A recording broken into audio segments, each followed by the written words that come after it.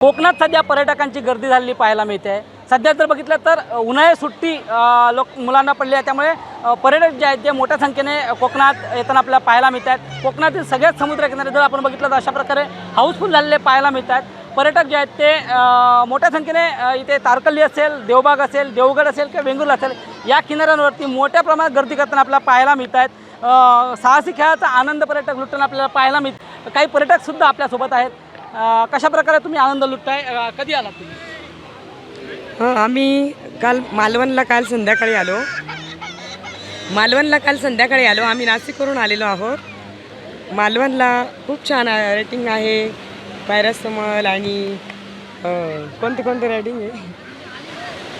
साहसी खेळाचा आनंद घेतलात का आणि सिंधुदुर्ग किल्ला बघितलात का? काय काय तुम्ही बघितलं? हो, आम्ही उद्या पण आहे इथे, तर आम्ही सिंधुदुर्ग किल्ला उद्या पण बघणार आहे। बाहेरूनच खूप छान दिसतोय आणि खूप छान आनंद घेतला आहे आम्ही। आमची पूर्ण फॅमिली आलेली आहे। खूप छान बघण्यासारखं आहे, तुम्ही पण भेट द्या मालवणला। नक्कीच जर बघितलं तर पर्यटक जे आहेत ते साहसी खेळाचा आनंद देखील लुटताना आपल्याला पाहायला मिळतं आणि मोठ्या संख्येने पर्यटक जे आहेत ते कोकणात येताना आपल्याला पाहायला मिळतात। विनायक वंजारे, साम टीव्ही न्यूज, सिंधुदुर्ग। देश विदेशातील प्रत्येक घडामोडींचे लाईव्ह अपडेट मिळवण्यासाठी आता साम टीव्हीच्या सर्व सोशल मीडिया प्लॅटफॉर्मला लाईक, फॉलो आणि सबस्क्राईब करा। तसंच सर्व नोटिफिकेशनसाठी बेल आयकॉन प्रेस करायला विसरू नका।